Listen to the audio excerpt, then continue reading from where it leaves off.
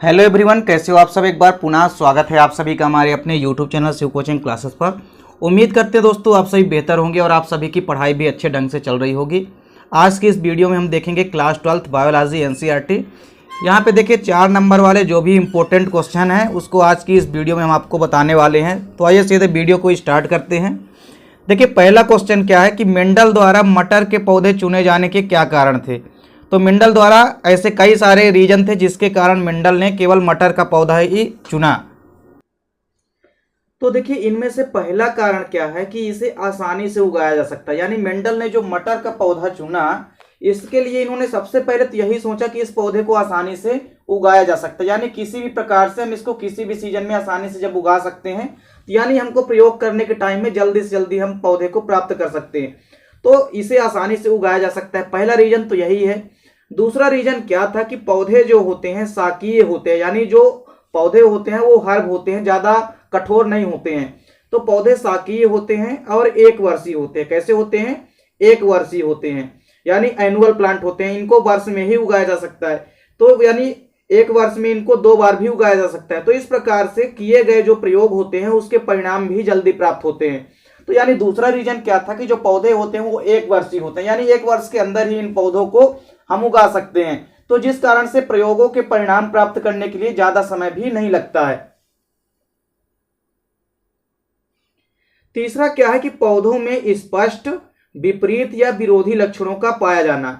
तीसरा रीजन क्या है कि पौधों में स्पष्ट विपरीत या विरोधी लक्षणों का पाया जाना, जिससे उन्हें आसानी से अलग अलग वर्गों में बांटा जा सके। देखिए पौधों में स्पष्ट विरोधी या विपरीत लक्षण पाए जाते हैं जिसके कारण इनको आसानी से अलग अलग वर्गों में भी बांट सकते हैं। यानी इनमें स्पष्ट रूप से विपरीत या विरोधी लक्षण जो है पाए जाते हैं। तो तीसरा रीजन क्या था कि स्पष्ट विरोधी लक्षणों का पाया जाना। चौथा रीजन क्या था कि मटर के पौधे में संकरण से प्राप्त संतानें जो है वो जनन क्षम होती है, यानी जनन करने में सक्षम होती है, और मटर का पौधा द्विलिंगी होता है। ये आपको याद रखना है कि ये काफी इंपॉर्टेंट है कि जो मटर का पौधा होता है यानी जो पाइसम सटाइवम का प्लांट होता है ये बाइसेक्सुअली होता है, यानी द्विलिंगी होता है। ये आपको याद रखना है। इसके बाद देखिए क्या है अगला रीजन कि मटर के पौधे अनेक शुद्ध प्रजनन किस्मों में मिलते हैं। जो मटर के पौधे हैं वो अनेक शुद्ध प्रजनन किस्मों में मिलते हैं, ये भी आपको याद रखना है। तो पहला क्वेश्चन क्या था कि मेंडल द्वारा मटर के पौधे चुने जाने के क्या रीजन थे। ये 4 नंबर के क्वेश्चन के लिए मोस्ट इंपोर्टेंट क्वेश्चन है, इसको आप जरूर तैयार करिएगा। दूसरा क्वेश्चन है अनुवांशिक कोड के प्रमुख लक्षण। तो देखिए अनुवांशिक कोड के कई सारे लक्षण हैं, तो जिनमें से हमको मुख्य रूप से 4-5 लक्षण देखने हैं। पहला लक्षण क्या है? Triplet code.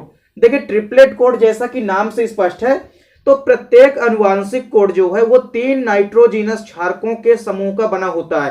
कोई भी जो अनुवांशिक कोड होता है या जेनेटिक कोड होता है वो 3 नाइट्रोजीनस क्षारकों के समूह का बना होता है। अतः हम कह सकते हैं कि जो प्रत्येक अमीनो अम्ल है उसके लिए क्षार समूह का बना एक कोड आवश्यक होता है। ये आपको याद रखना है। प्रत्येक अनुवांशिक कोड जो है 3 नाइट्रोजीनस क्षारकों के समूह का बना होता है। कोई भी अनुवांशिक कोड जो है वो नाइट्रोजीनस क्षारकों के यानी 3 नाइट्रोजीनस क्षारकों के समूह का बना होता है, और प्रत्येक अमीनो अम्ल के लिए क्षार समूह का बना एक कोड जो है आवश्यक होता है। यानी अमीनो अम्लों का कोड करने के लिए कोडान का आवश्यक होता है, और जो कोडान होते हैं वो 3 नाइट्रोजीनस क्षारकों के क्रम का बना होता है। जिस कारण से पहली प्रमुख लक्षण क्या है? Triplet code. अनुवांशिक कोड के लक्षण न देकर के इनकी विशेषताएं दे सकता है, तो विशेषता पूछे या लक्षण, बात तो वही है। तो ट्रिपलेट कोड पहला क्या हो गया? Triplet code. चलिए दूसरा लक्षण क्या है? प्रारंभिक सिग्नल। प्रारंभिक सिग्नल का मतलब क्या है कि पॉलीपेप्टाइड श्रृंखला के निर्माण का जो प्रारंभ है वो mRNA पर पाए जाने वाले AUG तथा GUG कोडान से होता है। अब देखिए प्रारंभिक सिग्नल का मतलब है कि कुछ ऐसे कोडान होते हैं जो कि इस पॉलीपेप्टाइड श्रृंखला के निर्माण का प्रारंभ करते हैं, और mRNA पर पाए जाने वाले जो 2 मुख्य रूप से कोडान होते हैं जैसा कि AUG और GUG, ये प्रारंभन कोडान कहलाते हैं, जो कि क्रमशः मेथियोनिन तथा वैलिन अमीनो अम्लों को कोड करते हैं। हमने आपको पहले ही बताया कि जो अमीनो अम्ल होते हैं उसको पर्टिकुलर कोई कोडान कोड करता है, यानी आनुवांशिक सूचनाओं का प्रवाह करता है वहां तक। तो जो पॉलीपेप्टाइड श्रृंखला के निर्माण का प्रारंभ होता है वो किसी भी mRNA पर पाए जाने वाले जो AUG तथा GUG कोडान होते हैं इनसे होता है, जो कि क्रमशः आपको बताना है। AUG कोडान देखिए पेपर में कभी कभी आपसे यह भी पूछा जाता है कि AUG जो है किस अमीनो अम्ल को कोड करता है। आपको पता होना चाहिए जो AUG कोडान है यह मेथियोनिन अमीनो अम्लों को कोड करता है और जो GUG कोडान है यह वायलिन अमीनो अम्लों को कोड करता है। इसके बाद देखिए अगला क्या है, रुकावट सिग्नल। रुकावट सिग्नल का मतलब होता है, जैसा कि नाम से स्पष्ट है, कि ऐसे कोडान जो कि मुख्य रूप से समापन कर देते हैं, यानी हम कह सकते हैं कि समापन करने वाले जो कोडान होते हैं वही रुकावट सिग्नल का कार्य करते हैं।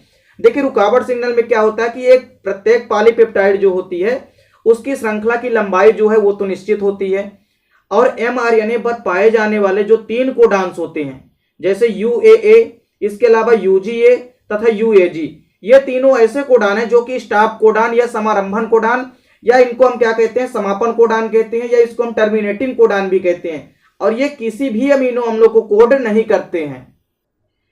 तो आपको मुख्य रूप से याद रखना है। आपसे पेपर में कभी कभी ऐसा भी ऑब्जेक्टिव पूछा जाता है कि कौन सा कोडान समापन कोडान कहलाता है, तो आपको कोई भी आप बता दो, चाहे UAA बता दीजिए आप, चाहे UGA बता दीजिए, चाहे UAG, ये तीनों ऐसे कोडान है जो कि किसी भी अमीनो अम्ल को कोड नहीं करते हैं, इसीलिए ये स्टॉप कोडान या समापन कोडान कहलाते हैं, और ये श्रृंखला निर्माण की क्रिया को रोकते हैं। ये किसी भी श्रृंखला के निर्माण की क्रिया को रोकते हैं। कौन से?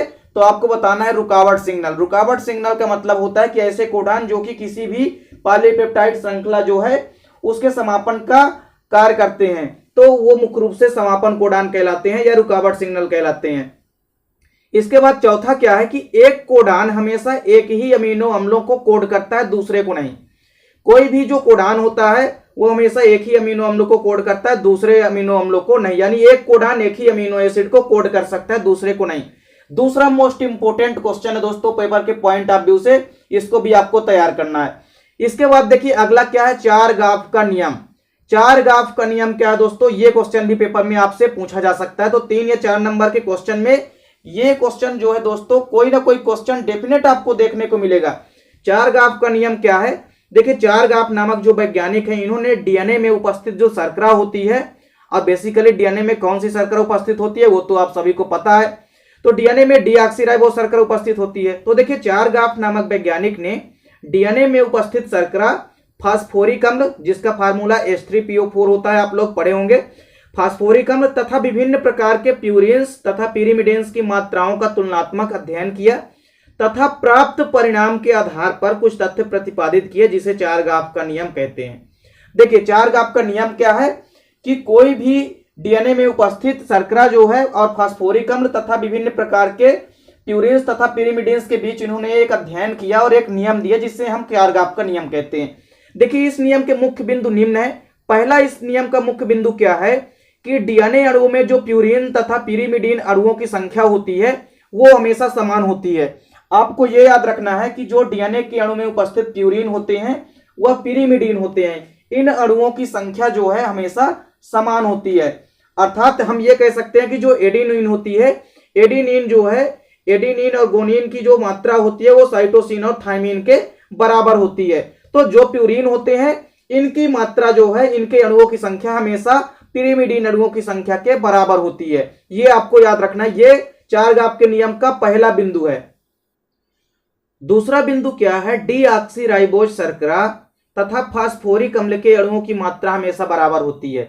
दूसरा भी one of most important point है कि जो डीऑक्सीराइबोस शर्करा होती है, यानी जो डीएनए में शर्करा उपस्थित है और फास्फोरिक अम्ल के अणुओं की जो संख्या होती है ये भी इक्वल या बराबर होती है। ये दूसरा पॉइंट है 4 गाफ के नियम का। तीसरा मुख्य पॉइंट क्या है 4 गाफ के नियम का कि जो एडेनिन की मोलर मात्रा होती है वो तो थायमिन के बराबर होती है, और जो साइटोसिन की मोलर मात्रा होती है वो गुआनिन के बराबर होती है। ये आपको याद रखने हैं दोस्तों, ये one of most important point है 4 गाफ के नियम के। और 4 गाफ के नियम के मुख्य रूप से 3 ही पॉइंट है जिनको आपको अच्छे से तैयार करना है। अगला क्वेश्चन है दोस्तों, जीनोम या जीनोमिक्स क्या होता है तथा इसके जो भी अनुप्रयोग हैं वो हम देखते हैं। तो देखिए जीनोम या जीनोमिक्स की यदि हम बात करते हैं तो बेसिकली जीनोम शब्द जैसे ही आता है कि हमारे माइंड में जीन आ जाता है, यानी जो जीनों का मुख्य रूप से समूह होता है या इनका नंबर आप हम कह सकते हैं ग्रुप ऑफ जीन, यानी मुख्य रूप से जीवधारियों में उपस्थित समस्त जीनों या हम कह सकते हैं अनुवांशिक पदार्थों को हम जीनोम कहते हैं। तो कोई भी पर्टिकुलर जीवधारियों के अंदर उपस्थित जो समस्त जीन होते हैं उनके समूह को या अनुवांशिक पदार्थों के समूह को ही हम जीनोम कहते हैं। और प्रत्येक जीनोम में जीवधारी के शरीर को बनाने तथा उनकी अनेक क्रियाओं के संचालन संबंधी जीन पाए जाते हैं और जीनोम की संरचना तथा कार्यों का अध्ययन जीनोमिक्स कहलाता है। देखिए जो जीनोम है, जीनोम तो क्या है, जीवधारियों के जीनों का समूह, जीनों का समूह कहला गया जीनोम, और जीनोम की संरचना का अध्ययन एवं कार्यों का अध्ययन क्या कहला गया, जीनोमिक्स। ये आपको पता होना चाहिए। अब देखिए जीनोम अथवा जीनोमिक्स के अनुप्रयोग, कितने अनुप्रयोग हैं जीनोम या जीनोमिक्स के, ये आपको पता होना चाहिए। तो कोई भी जो जीनोम है या जीनों का जो समूह होता है, इसके कई सारे अनुप्रयोग हैं। देखिए पहला अनुप्रयोग क्या है कि इसके द्वारा जो मानव है उसकी अनुवांशिकी को समझने में मदद मिलती है, यानी कोई भी मानव अनुवांशिकी को समझने में मदद मिलती है। अब चूंकि जीनों के समूह को ही हम क्या कहते हैं, जीनोम कहते हैं, तो जीनों का तो बहुत महत्व होता है कोई भी अनुवांशिकी के क्षेत्र में। यदि हम अनुवांशिकी की बात कर रहे हैं तो वहां पे कोई भी अनुवांशिक पदार्थ या जीनों की ही तो भूमिका होती है, क्योंकि गुणसूत्र जो है अनुवांशिकता के वाहक होते हैं और गुणसूत्रों के अंदर जीन उपस्थित होते हैं। अब जीन ही तो अनुवांशिक गुणों का वाहक होते हैं, तो मुख्य रूप से जो जीन होते हैं इनसे अनुवांशिकी को समझने में भी मदद मिलती है। दूसरा क्या है कि इसकी सहायता से वंशागत बीमारियों से बचने में सहायता मिलती है।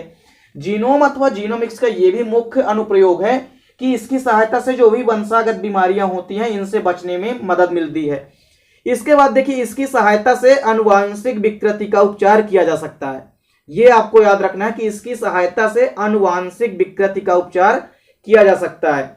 इसके अलावा फिर देखिए क्या है कि इसके अध्ययन से ट्रांसजेनिक जीवों को पैदा करने में भी सहायता मिलती है। वन ऑफ मोस्ट इंपोर्टेंट अनुप्रयोग है कि इसकी सहायता से हम कोई भी अनुवांशिक रूप से रूपांतरित जीव या जिसको हम ट्रांसजेनिक जीव कहते हैं उनको भी तैयार किया जा सकता है। तो अनुवांशिक रूप से रूपांतरित जीव या ट्रांसजेनिक जीवों को पैदा करने में भी मदद मिलता है, किसके द्वारा, जीनोम या जीनोमिक्स के द्वारा। अगला क्वेश्चन है मानव जीनोम परियोजना, या इसको हम क्या कहते हैं, HGP यानी ह्यूमन जीनोम परियोजना, और इसके क्या उद्देश्य हैं ये भी हम साथ ही साथ देखेंगे। ये क्वेश्चन भी पेपर के पॉइंट ऑफ व्यू से काफी इंपॉर्टेंट है। तो देखिए मानव जीनोम परियोजना जो है या ह्यूमन जीनोम प्रोजेक्ट जो है, ये मुख्य रूप से यह एक ऐसी परियोजना है जिसमें मानव जीनोम के संगठन, संरचना एवं कार्यों का अध्ययन किया जाता है। बेसिकली इस परियोजना के अंतर्गत जो मानव जीनोम होता है उसकी संगठन यानी उसका जो ऑर्गेनाइजेशन है पूरा का पूरा, उसकी स्ट्रक्चर यानी संरचना तथा जो भी फंक्शंस या कार्य हैं उनके अध्ययन किया जाता है। तो मानव जीनोम परियोजना के अंतर्गत जो है किसी भी पर्टिकुलर जीनों के जो समूह होते हैं उनके संगठन, संरचना एवं कार्यों का अध्ययन किया जाता है। और यह एक अंतरराष्ट्रीय शोध परियोजना है, यह एक इंटरनेशनल लेवल की शोध परियोजना होती है। और बेसिकली यदि हम बात करें इस परियोजना के प्रारंभ होने की, तो यह परियोजना जो है 1 अक्टूबर 1990 में यानी 1 अक्टूबर 1990 में प्रारंभ हुई थी तथा 26 जून 2000 तक पूर्ण हो गई, और यह परियोजना 26 जून 2000 तक में कंप्लीट भी हो गई। तो यहाँ पे देखिए मानव जीनोम परियोजना के कुछ प्रमुख उद्देश्य या प्रमुख ऑब्जेक्ट हैं जो कि पेपर में पूछे जाते हैं।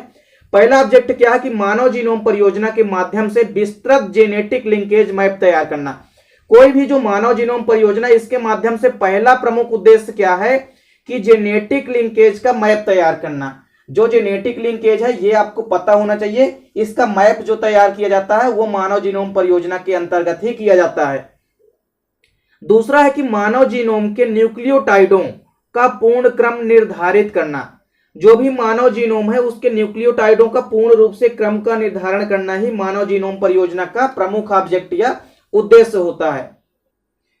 फिर देखिए इसके बाद क्या है, जीनोमिक डीएनए की क्लोनिंग करके मानव जीनोम का भौतिक मैप तैयार करना। कोई भी जीनोमिक डीएनए है उसकी क्लोनिंग करके मानव जीनोम का जो भौतिक मैप तैयार किया जाता है वो किसके द्वारा तैयार किया जाता है, जीनोम या जीनोमिक्स के द्वारा ही किया जाता है, यानी जो मानव जीनोम परियोजना है उसके अंतर्गत ही किया जाता है। और अगला प्रमुख उद्देश्य क्या है कि डीएनए क्लोनिंग जो है, इसके अलावा डीएनए की सीक्वेंसिंग जो होती है आदि अनुवांशिक तकनीकों को विकसित एवं उत्पन्न करना या उन्नत करना भी अनुवांशिक या मानव जीनोम परियोजना का प्रमुख उद्देश्य होता है। तो यहाँ पे दोस्तों जितने भी इंपॉर्टेंट क्वेश्चन हमने आपको कराए हैं 4 नंबर के लिए, ये तो इंपॉर्टेंट ही हैं। साथ ही साथ दोस्तों इसके अलावा और आपको क्या क्वेश्चन पढ़ना है 4 नंबर के लिए वो हम आपको बता रहे हैं। आप उन क्वेश्चनों को भी नोट कर लीजिए, और प्रीवियस वीडियो में ऐसा नहीं है कि हमने नहीं पढ़ाया, प्रीवियस वीडियो में भी जाकर के आप पढ़ सकते हैं। अब इसके अलावा आपको 4 नंबर में कौन कौन से क्वेश्चन तैयार करने हैं, तो देखिए इसके अलावा आप लिख भी सकते हैं सबसे पहले जो क्वेश्चन है आपको तैयार करना है डीएनए की संरचना। डीएनए की संरचना आपके पेपर में आ सकता है। ट्रांसक्रिप्शन या अनुलेखन आपसे पूछा जा सकता है 4 नंबर में। डीएनए आरएनए में अंतर आपसे पूछा जा सकता है। इसके अलावा आपसे जो मेंडल के पूरे नियम हैं, मेंडल के नियम बनने चाहिए आपसे। मेंडल के नियम के अलावा आपको मेंडल के नियम के जो भी अपवाद हैं वो भी पता होना चाहिए। और यदि आप डेफिनेट तौर से इन क्वेश्चनों को पढ़ के जाते हैं, जितने क्वेश्चन हमने आपको 4 नंबर के लिए बताया है, तो यहां से ऐसा नहीं है कि कोई ना कोई क्वेश्चन ना आएगा। एक अथवा में आता है, एक उसके पहले, तो यानी कोई ना कोई क्वेश्चन जरूर आपको इन क्वेश्चनों से देखने को मिलेगा। तो इन क्वेश्चनों को आप अच्छे से तैयार करिएगा। उम्मीद करता हूं दोस्तों की वीडियो पसंद आई होगी। दोस्तों वीडियो अच्छी लगे तो लाइक और कमेंट जरूर कीजिएगा। मिलते हैं दोस्तों आपसे नेक्स्ट वीडियो में, तब तक के लिए जय हिंद, वंदे मातरम।